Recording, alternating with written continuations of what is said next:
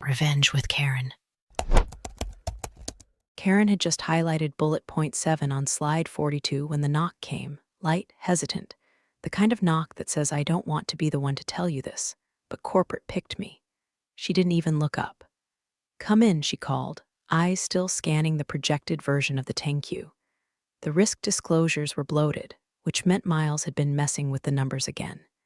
She made a mental note to ask Jenna in finance, quiet girl, eagle-eyed, allergic to bullshit. The door opened and shut. Footsteps, then silence. She looked up. It was Ryan, new legal hire. Fresh out of NYU, probably still paying off student loans and memorizing the difference between indemnity and impunity. He was holding a tablet. His Adam's apple bobbed like he'd swallowed a golf ball. Ma'am, he said, voice barely above a whisper, you've been terminated. Karen blinked. Terminated? He nodded, throat visibly tightening. She laughed. Ryan, I'm presenting to the board in 20 minutes. Nice try, though. Who put you up to this, Miles? He didn't laugh. Just turned the tablet toward her and tapped the screen. On it was a PDF file. Title, Executive Separation and Buyout Agreement, Karen L. Hale. Signed, dated, time-stamped. 8:07 a.m. She glanced at the wall clock. It was 9:11. Impossible, she murmured. Where did this come from? HR routed it. It's already revoked your badge. No longer on the active roster. The air in the room thickened. She could hear the faint hum of the projector fan, the nervous way Ryan was shifting his weight between both feet like he was preparing to be yelled at or sued. Karen didn't yell. She stared at the screen, then slowly sat back down, folded her hands. That's not my signature. Ryan squinted. It looks like yours. And they said she repeated. Let me guess. Miles and legal? He hesitated, then nodded. She smiled, a small, tight thing. Tell you what, Ryan, walk with me, he blinked. Walk where? To the boardroom. But ma'am, Karen. Karen, I don't think you're allowed, oh honey, she said, rising to her feet. If you think a PDF and a revoked badge are enough to stop me from walking into that room, then you haven't been here long.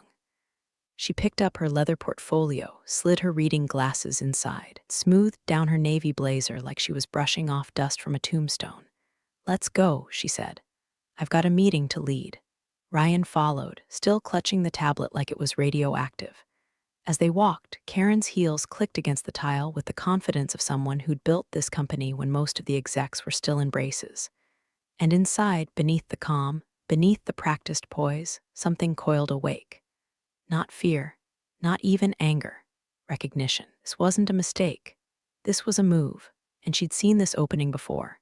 Just not from this side of the board. By the way, before we keep going, if this story has you hooked already, go ahead and hit that subscribe button and tap like.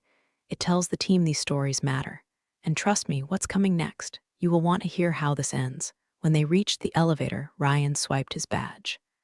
Nothing. Oh, he said, guess they already killed my guest access too. Karen reached into her bag, pulled out a brass key, and opened the stairwell. They climbed in silence. She didn't pant, didn't sweat. Just counted the steps and the floors and the fireproof lies they thought would hold. 5th floor, strategy suite, boardroom straight ahead. Voices murmuring inside, laughter, coffee cups clinking. The calm before whatever this was. Karen reached for the door handle. Ryan swallowed hard. Karen, if that really is your signature, she paused, looked back at him. I suppose we'll find out who I am without a badge, and pushed open the door. The door opened mid-laugh. 7 board members, 1 polished glass table, a PowerPoint glowing on the wall with her title still on the first slide, Director of Strategic Operations Karen Hale. Her chair, the one at the end, was still empty. Until it wasn't. Conversations dropped like coins down a sewer. Coffee cups hovered midair. Even the CEO, Miles, former intern who once asked if CapX was a Marvel character, froze mid-sip, the handle of his stupid monogrammed mug trembling like it sensed the storm before the thunder. Karen stepped in like she owned the oxygen. Ryan trailed behind her, clutching that cursed tablet like a priest holding bad news. No one spoke. No one knew what to say, except Ryan. Poor, doomed, intern jacket Ryan. Excuse me, he said, voice cracking like a middle schooler about to faint during a choir solo. Karen Hale has been removed from the active roster as of 8:07 this morning. Still silence. He tapped the tablet again and turned it toward the group. Zoomed in. Per Section 4B of the buyout, her badge has been deactivated. This, he tapped the digital ink, is her signature. Karen stepped forward, peering at the tablet like it was a menu at a restaurant she already knew by heart. Her own name stared back, signed in looping cursive. Date and timestamp matched the file. It looked real. It even felt real, which meant someone had worked damn hard to make it that way. She lifted her eyes slowly. Across from her sat legal. Sharon Chen, head of compliance, usually unflappable, but now Sharon was suddenly fascinated by the condensation on her water glass. Karen turned her head. Miles. He didn't speak, didn't blink. Knuckles whitened around the mug. He opened his mouth like he was going to make a joke, then closed it again like even he couldn't find one stupid enough to cover this. Finally, he forced a smile. Karen, I think there's been some confusion. Her gaze didn't flinch. Apparently so. You weren't supposed to exist, a twitch in his cheek. Look, he said, placing the mug down. Let's just take this offline. It's probably a clerical. She raised a hand, sharp and deliberate, like a judge calling for silence in a courtroom. I'd like to begin, she said, her voice cutting through the tension like a scalpel through wet paper. Calm, deadly calm. Ryan blinked. Ma'am, Karen, you're not on the roster. It says you've already accepted the severance package. Then I suppose I'm doing this pro bono, she replied. Sharon finally looked up, but only to whisper something to the woman beside her. One of the board members coughed. Another leaned forward, eyes flitting between Miles and Karen like they were watching a live-action lawsuit about to unfold. Karen didn't move to sit. She didn't need to. Instead, she placed her portfolio gently on the table, unclipped it, and pulled out a printed copy of the agenda. Slide 1, Quarterly Forecast Deviations presented by Karen Hale. She set it on the table and looked at Miles. I assume we're still interested in truth this quarter, she asked. He opened his mouth and shut it again. His eyes darted toward legal like a child looking for a parent to bail him out. Sharon's lips tightened but didn't move. She wouldn't touch this with a 10-foot NDA. I'd like to proceed, Karen said again, voice still calm, still deadly. Unless, of course, there's a reason why the man who used to beg me to review his slide decks would prefer I leave. Miles flinched like she'd slapped him.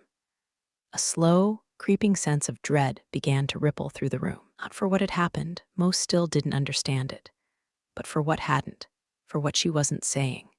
For the hurricane she had folded neatly into that leather portfolio like a goddamn napkin. What they didn't know, what they couldn't know, is that Karen wasn't there to fight. She was there to bury someone, and the shovel was already in her hand.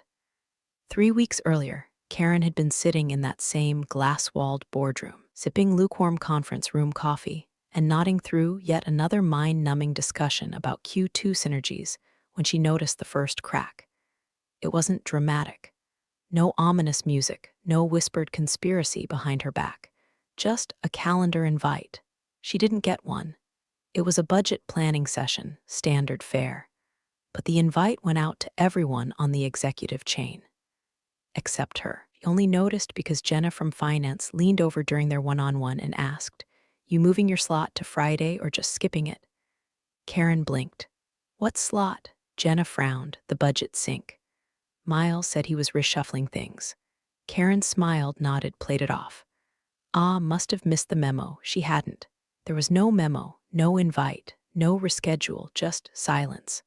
That was clue 1. Clue 2 arrived via the clumsiest intern in Langford's short but chaotic digital history. Cody, a junior analyst with a caffeine addiction and a habit of forwarding things before double-checking the recipient field. He meant to send the new departmental org chart to Sharon in legal. Instead, he sent it to K. Hale, not S. Chen. Karen opened the PDF on a Sunday afternoon while organizing her tax receipts. She was halfway through sorting mileage deductions when the file loaded. Her name wasn't there. Not a demotion, not a title change. She was just gone.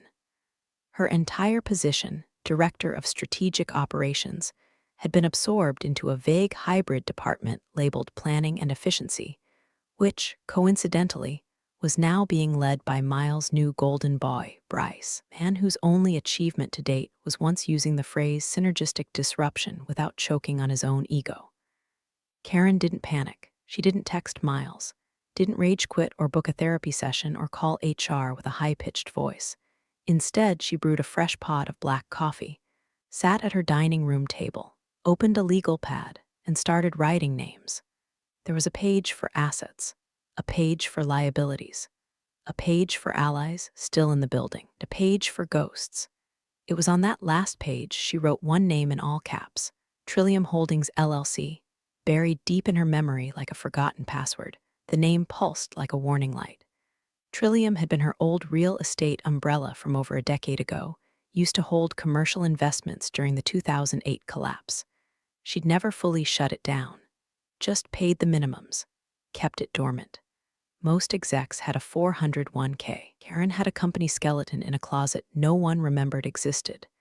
She picked up her phone, scrolled past family, friends, and ex-colleagues until she found the contact. Ellis, Dare Tax and Entity MGMT. A voice picked up before the second ring. Karen, Jesus, thought you died or got married. Neither. I need Trillium reactivated, fully, quietly. A pause. Still got the EIN. In the folder marked insurance fraud and other light reading, Karen replied. Erder chuckled. God, I missed you. Karen didn't smile. I'll need a proxy structure and a way to hold Class C shares under the shell.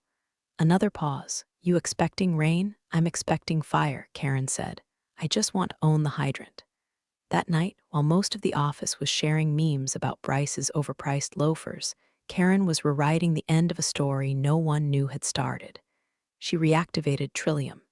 She updated the agent of record. She filed the share proxy transfer, silent, legal, and so layered in backdated operating agreements and escrow language that even Sharon would need a week and a Xanax to parse it. And she did it all without raising a single red flag. Because Karen Hale didn't rage. She calculated, and the clock had just started ticking.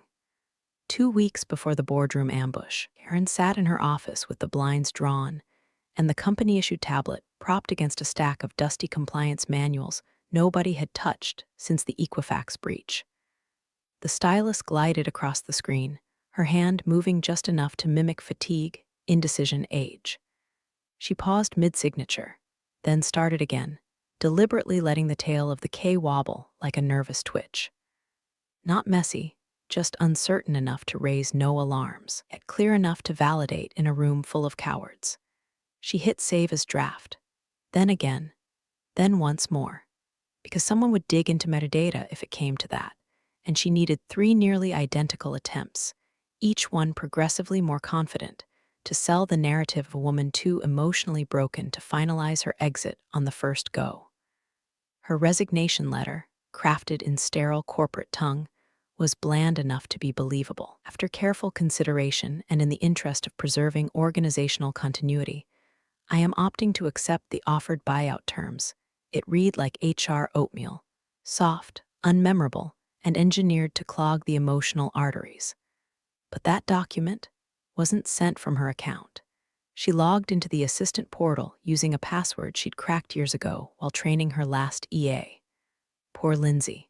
Sweet kid, bad at IT hygiene, still used her dog's name and birthday for everything. Karen had reset the 2-factor token months ago. Not to spy, just to be prepared. Because someday, someone would try to take her out the same way she'd seen happen to a dozen better men before her. And when that day came, she wasn't going to scramble. She was going to glide. Through Lindsay's login, Karen triggered the internal knowledge transition protocol, HR formality used for retiring execs to hand off projects, contacts, and shadow assets to their successors. It was a boring process.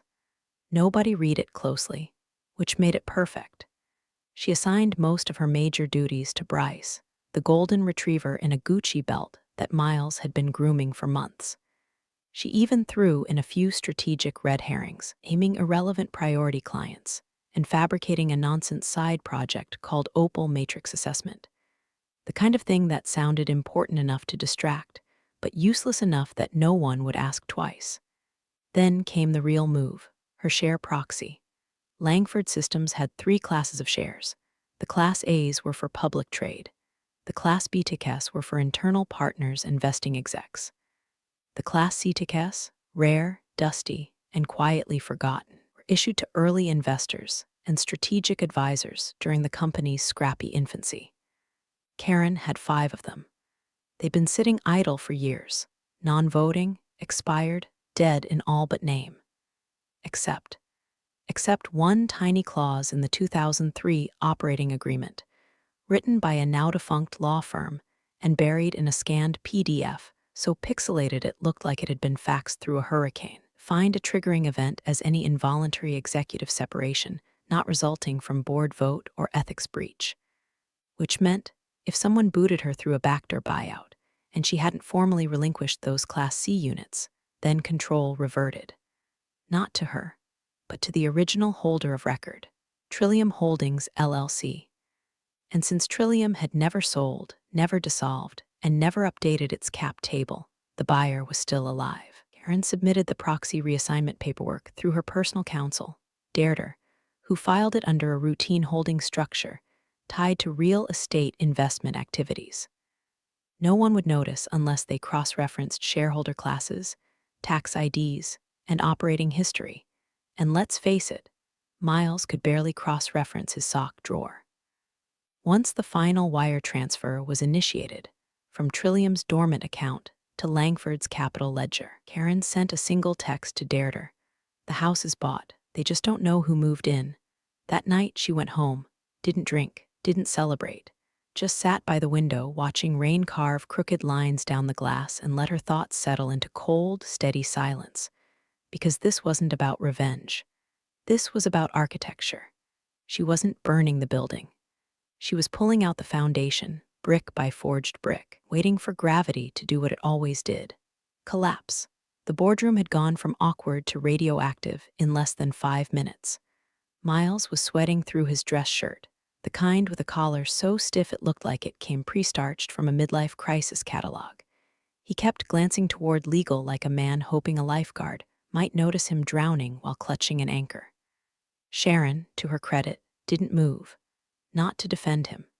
Not to save him. Not even to blink. Karen stood with the serenity of a woman watching someone else's dog crap on her enemy's lawn. You can't just, Miles finally blurted, voice pitching too high. You don't have standing. Karen tilted her head. Oh, this is absurd. You don't even work here anymore. She smiled without warmth. Then I assume you've read the full buyout agreement. That shut him up. One of the newer board members, a man whose cufflinks cost more than Karen's car, looked up from the printed packet in front of him. We're all a bit unclear, Miss Hale. Perhaps some context. Karen nodded, of course. Ryan, would you please scroll to section 6.3? Ryan, still standing near the back like he was trying to phase through the wall, fumbled the tablet and nearly dropped it. Yes, ma'am, yes, Karen. He tapped and scrolled. The room watched in brittle silence. Only the projector hummed, casting the agenda's title across the wall like prophecy. Ryan cleared his throat. Section 6.3, Reversion of Strategic Authority and Proxy Voting Rights. He looked up.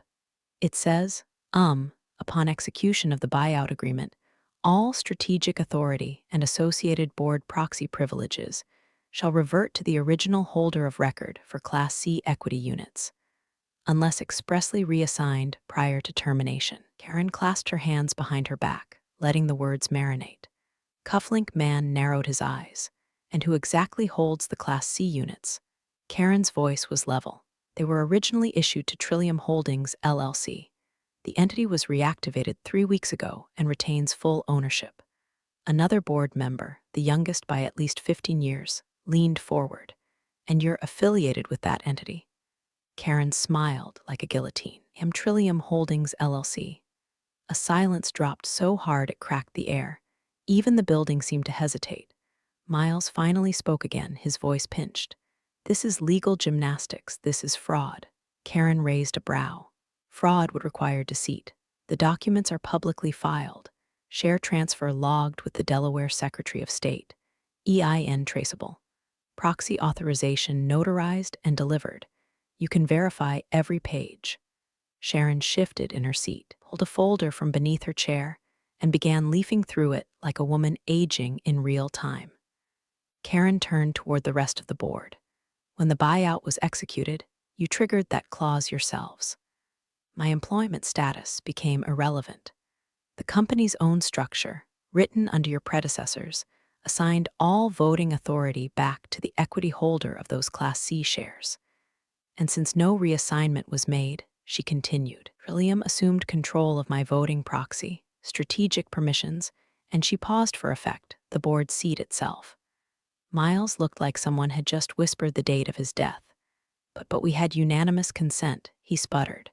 From people who didn't read what they were consenting to, Karen said, turning toward the projector. Slide 2, please. The next slide bloomed onto the screen.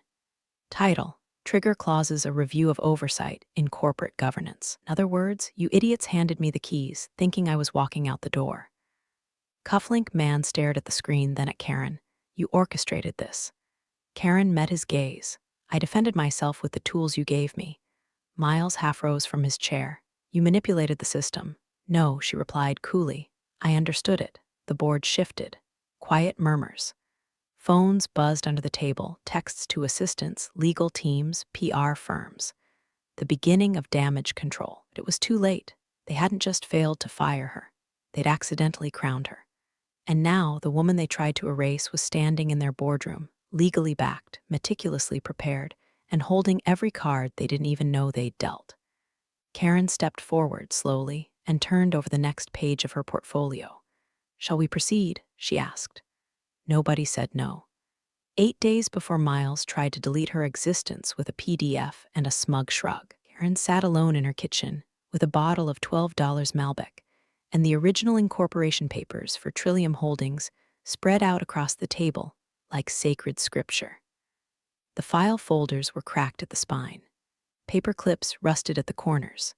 There were coffee rings on half the operating agreements. It all smelled like paper and memory and quiet vengeance. She had kept it all in an old fireproof safe in her garage, tucked behind Christmas decorations and expired warranties. Trillium Holdings LLC had been born in 2007, back when Karen dabbled in commercial real estate investments during the pre-crash boom. It was clean, quiet, structurally sound. She used it to hold property titles and tax-sheltered assets with 1 or 2 silent partners. Eventually, those ventures dried up. The market collapsed, partners retired, and the properties were sold. Karen never dissolved the entity. She kept paying the annual fee, kept the mailing address active, renewed the agent of record every year like a ritual, just in case. Because when you've sat through enough reorgs, enough board bloodbaths, enough smiling CFOs with dull knives behind their backs, you start to understand. The way to survive isn't to climb the ladder. It's to build your own and wait for theirs to rot. She ran her fingers along the embossed seal of the original share certificate. The Class C units weren't flashy. They weren't listed anywhere digital. They were issued as a favor. Karen had been instrumental in brokering a partnership back in the company's early days, and Trillium had held equity as a strategic anchor. Everyone forgot about it. Karen didn't. She opened her laptop, accessed her registered agent dashboard, and began the quiet resurrection. First, she filed the reactivation notice with the Delaware Division of Corporations. Standard LLC revival with continuity of structure. No flags, no alerts. Second, she amended the operating agreement to include specific proxy rights tied to any voting authority associated with legacy Class C shares. It was, legally, just clarifying old language. But in practice, it meant Trillium would now vote as her on anything tied to that equity class. She assigned a secondary proxy, Dareder, her estate lawyer, just in case she got hit by a bus or Miles decided to accelerate that outcome. And finally, she filed a UCC financing statement declaring Trillium's interest in non-diluted strategic shares and residual equity control under the Langford Systems Charter. Dry language, deadly implication. The paperwork went out that night. Certified mail, electronic backup, encrypted upload. It was done. Morning, Trillium Holdings LLC was no longer a tax season ghost. It was a legally reconstituted stakeholder with teeth. Karen sipped her coffee the next day while scrolling through Slack messages from colleagues who still thought she was on the chopping block. One even sent her a job opening at a competitor. Just in case things get weird, the message read. Karen typed back, Appreciate it. I think weird might be putting it mildly. She didn't bother to explain. Let them keep underestimating her. Let them think she was drifting into semi-retirement, planning yoga retreats and gardening blogs. Let Miles practice his victory speech in the mirror while adjusting his cufflinks like he hadn't sold his soul for a corner office. Because as of 10:41 a.m. that morning, when the final proxy registration was confirmed, Trillium Holdings didn't just own her 5 legacy shares, controlled 51% of the voting rights triggered by her exit. The buyout wasn't a removal, it was a reset. And the moment they filed it, thinking they'd shoved her out the door with a gold watch and a pat on the back, they'd handed her the entire damn boardroom. And now, while they scrambled to decode what she'd just done, she was already 2 steps deeper. Because Karen didn't play games. She designed the rules. Karen tapped her remote, and the projector flickered to life again, returning to the title screen that had been patiently waiting. Quarterly Strategic Alignment presented by Karen L. Hale. The cursor blinked on the edge of slide 1 like it too was holding its breath. No one moved. Miles shifted in his seat, sweat blooming beneath the arms of his dress shirt like a guilty halo. This meeting isn't valid, he said, voice brittle. The current board configuration doesn't. Karen didn't raise her voice. She didn't need to. You're right, he said evenly. The current configuration has changed. She reached into her leather portfolio and pulled out a slim manila folder. On its tab, neatly labeled in her unmistakable handwriting, Trillium Voting Authority and Proxy Documents Certified. She slid it down the glossy surface of the table like a card dealer, revealing a royal flush. Sharon, still rooted in her chair like she'd fused with it, reached out slowly and opened it. Eyes scanned the first page, then the second. Her thumb paused at the notary stamp embossed with Derder's seal. She flipped another page and visibly stiffened. The air changed. Not panic anymore, not confusion. Now it was recognition. This was real. She has the shares, Sharon murmured almost to herself. And the clause is valid. Miles leaned forward, voice cracking. You said the clause was dead. Legacy language. Obsolete. I said it hadn't been used, Sharon replied, finally looking him dead in the eye. I didn't say it wasn't enforceable. A slow murmur swept the table like wind moving through dry grass. One of the older directors, Mr. Warren, leaned back in his chair. Silver hair, 5 decades in telecom, and a memory that stretched back to when cloud storage meant a locked drawer. She's within her rights, he said, voice calm. She holds the proxy. Trillium's registration is clean, and the board seat was never revoked formally. Turned to Karen, giving a nod that bordered on reverent. Let's proceed. Miles half rose from his seat. We need time to review this. You had time, Karen cut in, flipping the folder closed with a soft snap. It was called due diligence. You skipped it, because you were too busy assuming the old woman in the corner office would go quietly. She clicked the remote again. Slide 1 appeared, white text on a navy background, minimal, clinical, unmistakable. Agenda, Executive Succession Review. You could hear the collective exhale of suppressed surprise. One of the newer directors leaned forward. Succession? Karen nodded. Given recent events, unilateral terminations, bypassed votes, misuse of authority, I believe the board has sufficient cause to evaluate current executive leadership under the accelerated review provisions of Section 9.2. Miles looked around the room like he couldn't quite believe it. Can't do this? Karen turned to him, head slightly tilted. You've said that 3 times now. I'm still here. You're still sweating. And the board still has quorum. Sharon cleared her throat. She's correct. The clause triggers an automatic review if strategic operations are disrupted due to an unsanctioned executive action. Cufflink man straightened in his chair.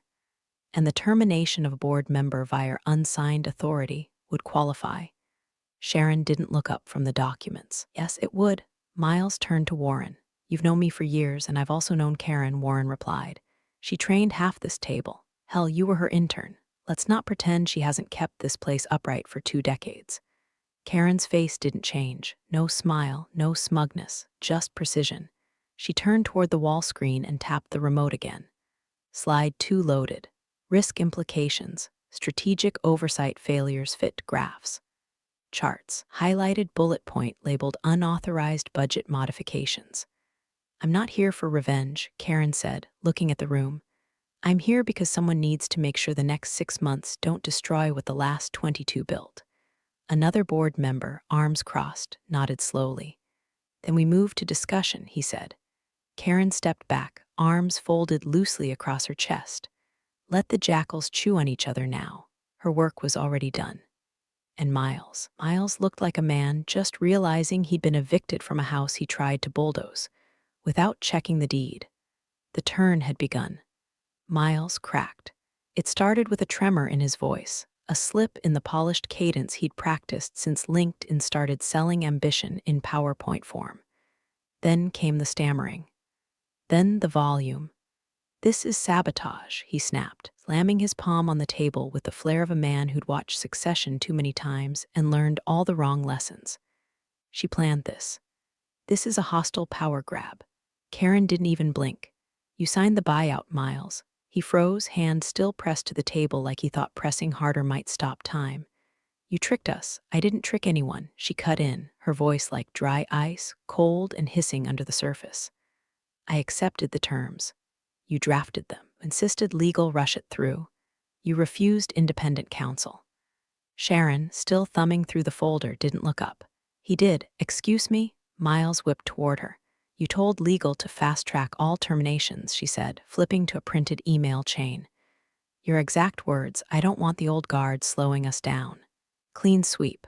No pushback. She slid the paper across the table.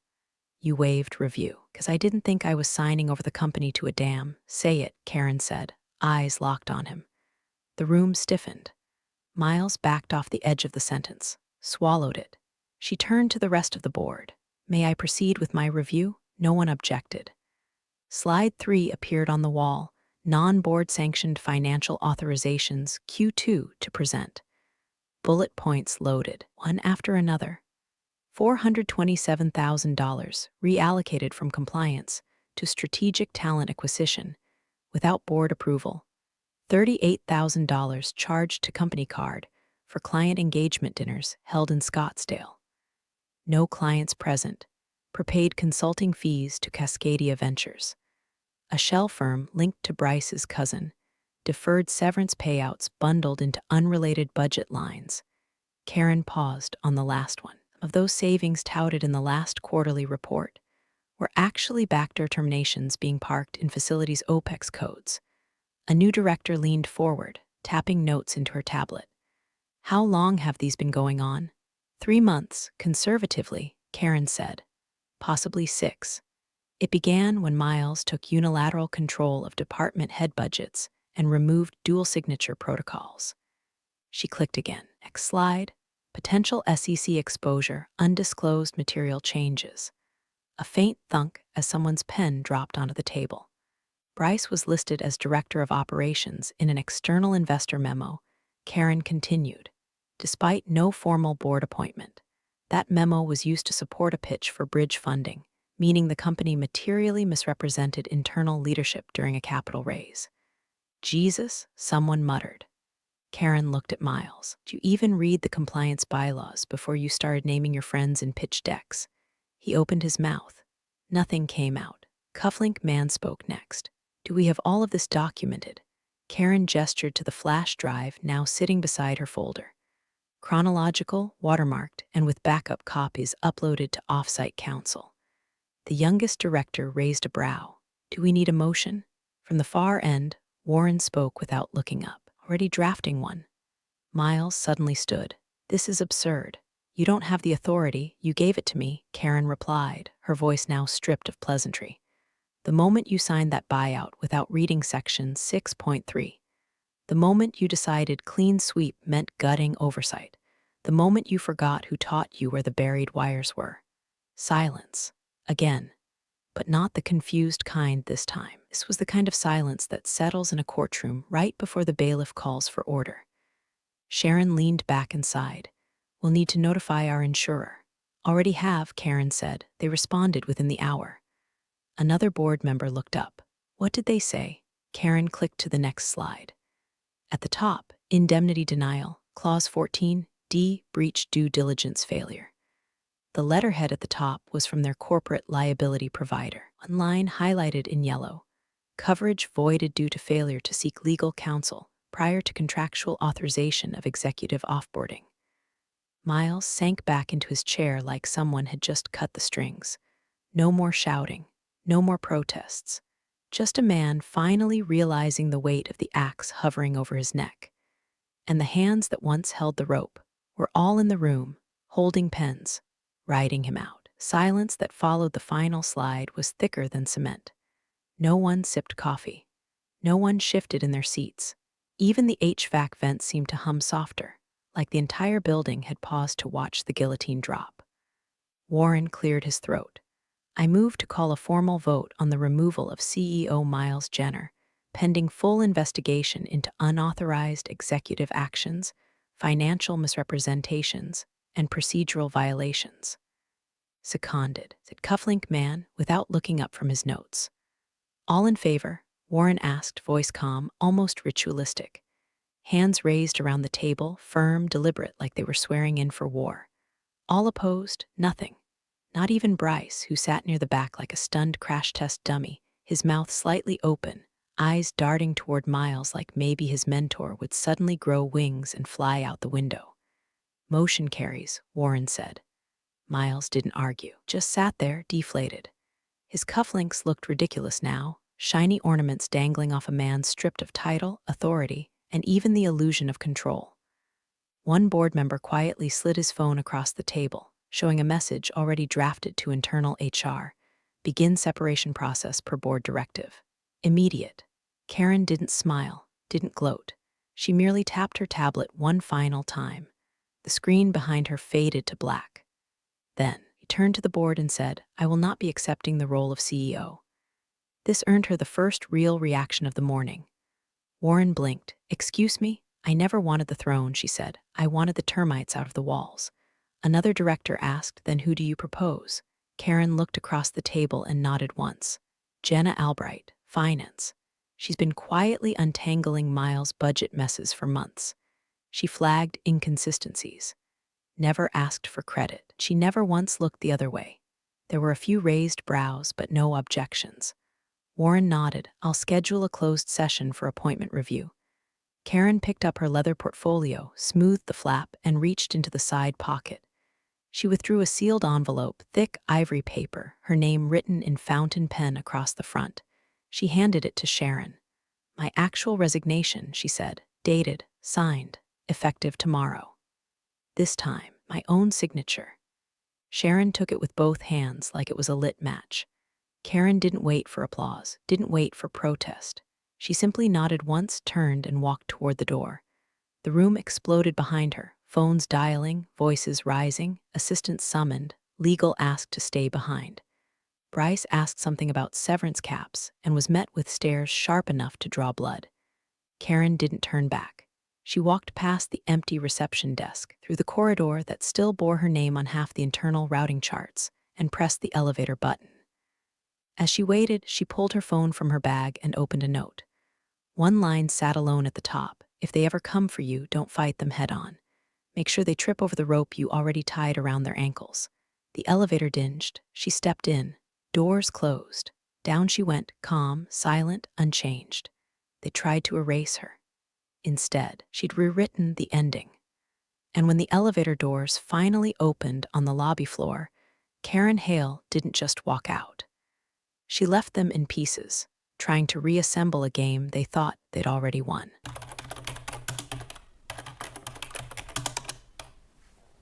Thanks for joining the fun, you office survivors. Subscribe for more switch-flicking drama. Let's make your former coworkers sweat.